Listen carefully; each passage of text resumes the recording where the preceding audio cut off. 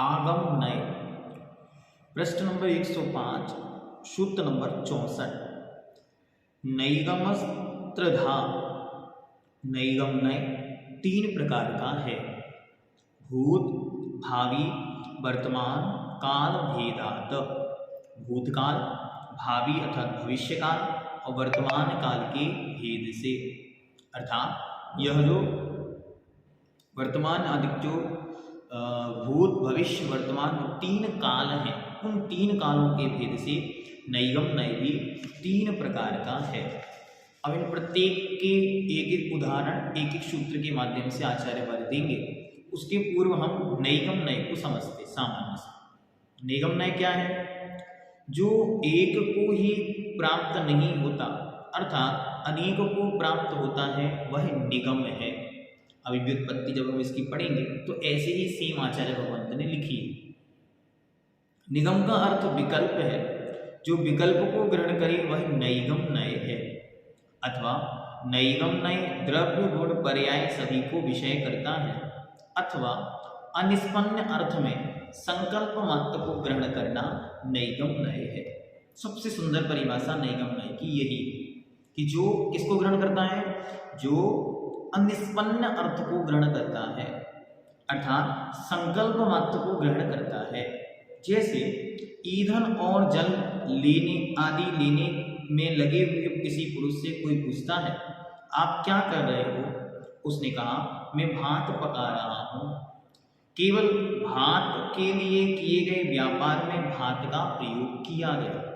जैसे कोई बच्चा ड्रेस पहन रहा है, लंच लगा रहा है, क्या कर रहे हैं? स्कूल जा रहा हूँ। अरे अब स्कूल जाने की क्रिया तो अभी बहुत दूर है, अभी बस भी नहीं आई है, लेकिन फिर भी उसका कहना नैगम नय की अपेक्षा सत्य है। तो इसलिए सामान्य परिभाषा क्या है?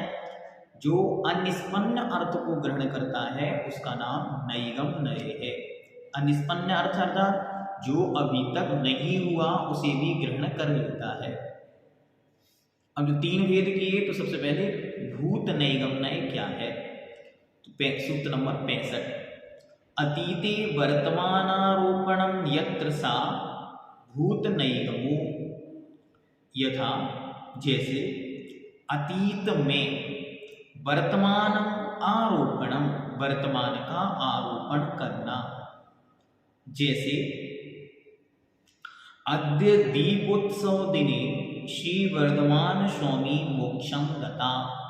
अद्य आज दीपोत्सव दिने दीपावली के दिन वर्धमान स्वामी श्री वर्धमान महावीर स्वामी मोक्षम गता मोक्ष गए हैं। अरे भगवान महावीर स्वामी को तो मोक्ष गए 2600 साल हो गए, 2548 साल 49 वर्ष बीत गए, लेकिन अभी क्या कहा जा रहा? अद्य आज दीपावली के दिन भगवान महावीर स्वामी मोक्ष गए। ये कहलाता है भूत नैगम नय। अब कहते हैं आगे भावी भविष्य की अपेक्षा तो बताते हैं। भाविनी भूतवत् कथनम यत्र सा भावी नैगमो। यथा अरहन सिद्ध एव। जहाँ भविष्य पर्याय भविष्य में जो पर्याय होने वाली है भूतकाल के समान कथनम भूतकाल के समान कहना। यथा जैसे अरहंत सिद्ध एव अरिहंत सिद्ध ही हैं। जिसे हम लोग प्रयोग में करते हैं ना, वैसे कि किसी को अभी उस रूप नहीं हुआ है लेकिन फिर भी उसको तदरूप कहना। तो वर्तमान क्या है? तो वर्तमान नैगम नय कहते हैं कर्तुमारब्धम ईशत् निष्पन्नम अनिष्पन्नम वा निष्पन्नवत् कथ्यते। कर्तुम आरब्ध करने के लिए प्रारंभ की गई ऐसी ईशत निष्पन्न थोड़ी बनी हुई अथवा अनिष्पन्न बिल्कुल नहीं बनी हुई वस्तु को निष्पन्नवत कहना। अभी कार्य शुरू हुआ है और उस वस्तु को निष्पन्नवत कहना। उदाहरण के लिए यथा जैसे ओदनम पच्यते भात पकाया जाता है। कोई पानी लेने गया, चावल साफ कर रहा है, क्या कर रहे हो, ओदन पका रहा हूं, ऐसा उसका कहना। ये आपका नैगम नय पूर्ण हुआ। नैगम नय क्या है, अनिष्पन्न अर्थ को ग्रहण करना। ये तीन प्रकार का, एक भूतकाल को वर्तमान में कहना, एक भविष्यकाल को वर्तमान में कहना, और एक वर्तमान में अभी जो अनिष्पन्न है, घटित नहीं हुआ, उसे तुरंत कहना। ठीक, आगे चलते। संग्रह नय, संग्रहो द्विधा, संग्रह नय दो प्रकार का है। तो संग्रह नय क्या है, तो सबसे पहले देखते हैं संग्रह नय। जो नय अभेद रूप से अर्थात बिना भेद किए ही संपूर्ण वस्तु समूह को विषय करता है, वह संग्रह नय है। जो बिना भेद किए संपूर्ण वस्तु को ग्रहण करता है, वह संग्रह नय है। अथवा भेद सहित सब पर्यायों को अपनी जाति के अविरुद्ध द्वारा एक मानकर सामान्य से सबको ग्रहण करने वाला नय संग्रह नय है। जैसे सत्य कहने से सभी द्रव्यों का ग्रहण हो जाता है। संग्रह नय जाति को विषय करता है, व्यक्ति विशेष को नहीं। सत्य कह दिया तो उत्पाद व्यय द्रव्य कहने की जरूरत नहीं। सत्य कह दिया, छयों द्रव्य संग्रहित हो गए, सारे गुण संग्रहित हो गए।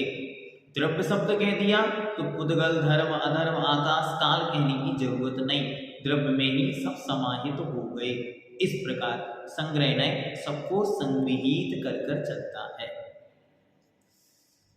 ये दो प्रकार है, कौन कौन सा, तो एक सामान्य संग्रह नय और एक विशेष संग्रह नय।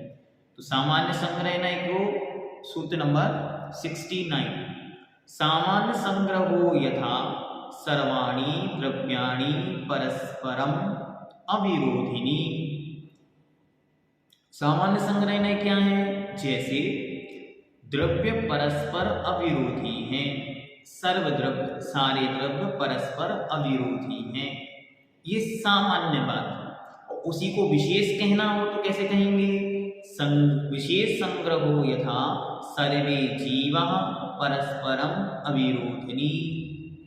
तो कहते हैं कि विशेष संग्रह नय क्या करता है, सभी जीव परस्पर में अविरोधी एक हैं।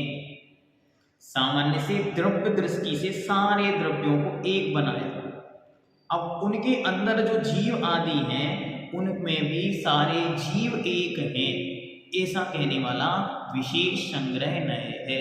सामान्य संग्रह नय सामान्य को ग्रहण करता है और विशेष संग्रह नय विशेष को ग्रहण करता है। इस प्रकार सामान्य और विशेष से इसके दो भेद हुए।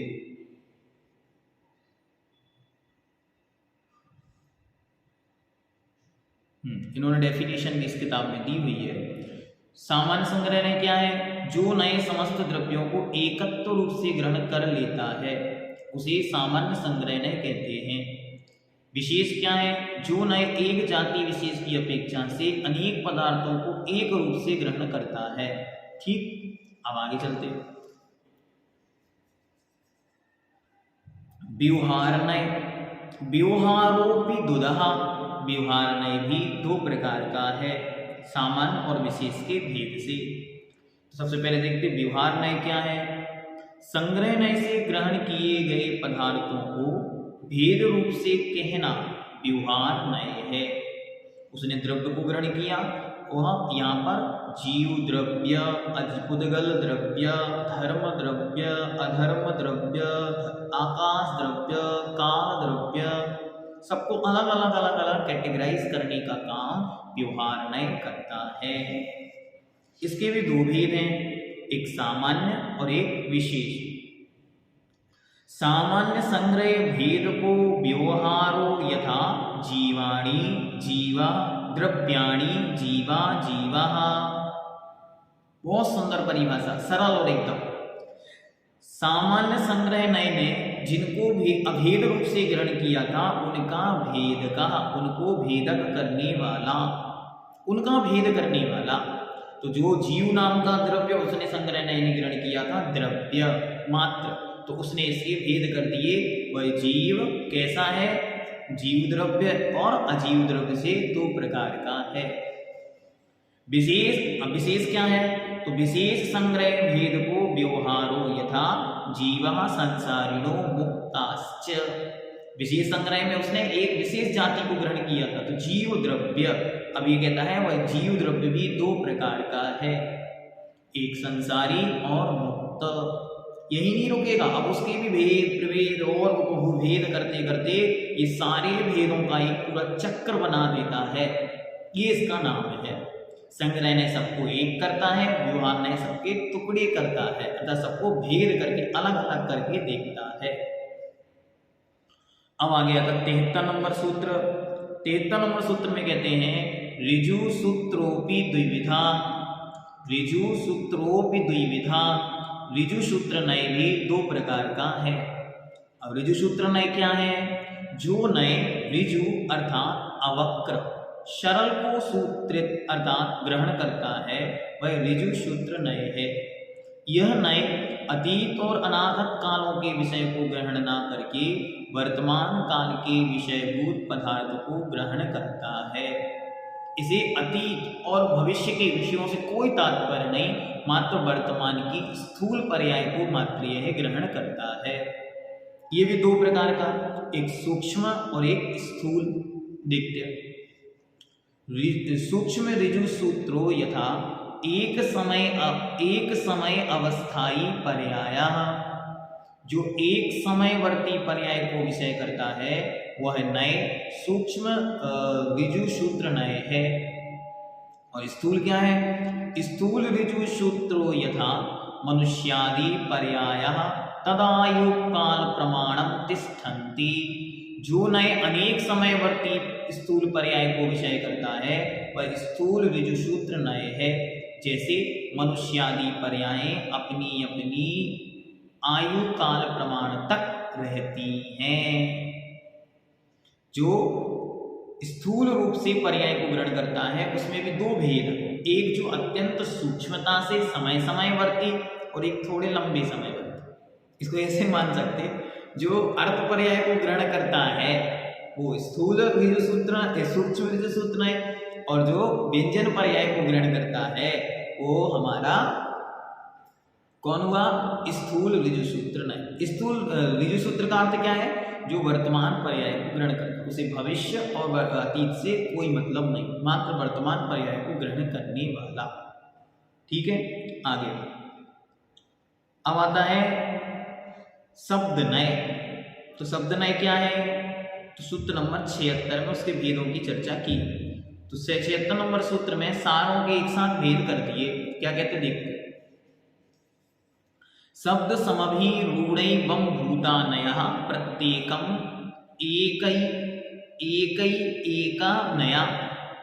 उसको एक साथ पढ़ा, लिखा है किताब में, मैंने उसको अलग अलग करके पढ़ा। प्रत्येकम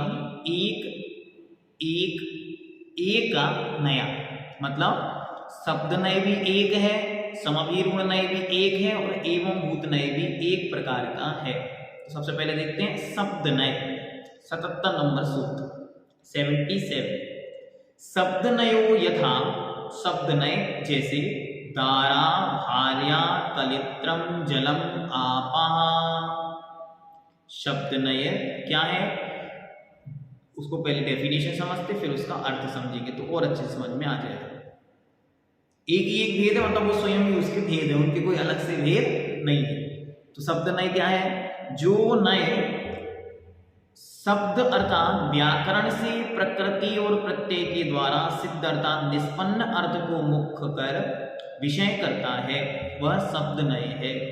अथवा काल संख्या कारक आदि के भेद से जो अर्थ का प्रतिपादन करता है, शब्द प्रधान होने के कारण उसे शब्द नय कहते हैं। जैसे दारा हार्या कलत्र, इन तीनों शब्दों का अर्थ लोक व्यवहार में एक ही माना जाता है, किंतु शब्द नय तीनों का अर्थ भिन्न भिन्न ही मानता है। तीनों अलग अलग अर्थ वाले हैं लेकिन फिर भी उन तीनों को एक मानना।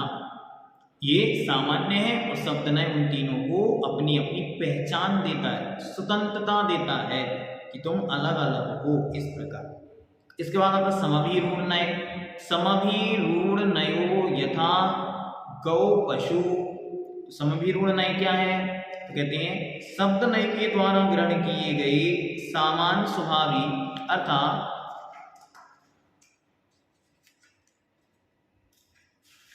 अर्थात समान लिंग वाले एकार्थक शब्दों में व्युत्पत्ति अर्थ से अर्थ भेद की स्थापना करने वाला समभिरूढ़ नय है। जैसे इंद्र ऐश्वर्यवान, शक्र सामर्थ्यवान और पुरंदर पुरों का विभाजन करने वाला। इस प्रकार तीनों शब्द एक देवराज के वाची होते हुए भी भिन्नार्थवाची हैं, अथवा एक शब्द के पर्यायवाची अनेक अर्थों को छोड़कर एक प्रसिद्ध अर्थ को ग्रहण करने वाला समभिरूढ़ नय है। जैसे गौ शब्द के गाय, वाणी, पृथ्वी आदि अर्थ होते हुए भी प्रसिद्ध अर्थ अर्थात गाय को ही ग्रहण करता है।